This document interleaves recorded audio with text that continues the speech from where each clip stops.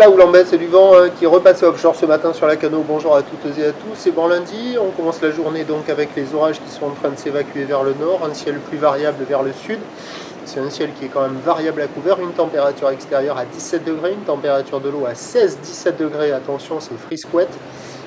Cet après-midi, un temps variable, une température à 24 degrés. On est sur une marée qui est actuellement en train de finir de monter. Le plein haut est à 9h10, des coefficients de 62.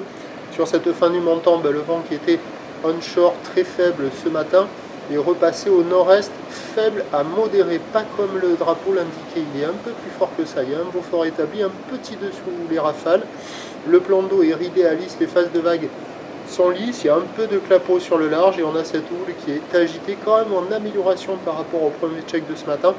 Une houle longue de 10 secondes de période orientée nord-ouest à ouest-nord-ouest qui est quand même multipique, c'est désordonné.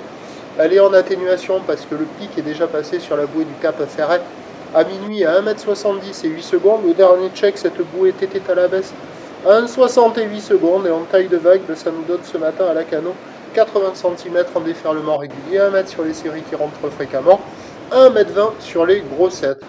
Bon, il y a quelques bouts, mais c'est quand même très désordonné, tellement désordonné qu'on a du mal à voir les spots. Donc on a du mal à voir les endroits où les vagues arrivent à déferler régulièrement. Il y a des petits coefs, il y a les grosses séries qui arrivent à casser encore un petit peu au large, mais qui ne sont pas surfables, parce que ça fait des pics de mousse sans épaules.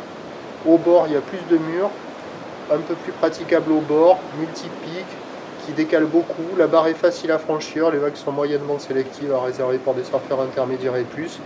Il y a plus de monde qui check les conditions que de monde à l'eau. C'est pas bon signe, il y a quand même des bouts, c'est offshore, mais c'est carrément agité. Et c'est quand même le meilleur créneau du jour.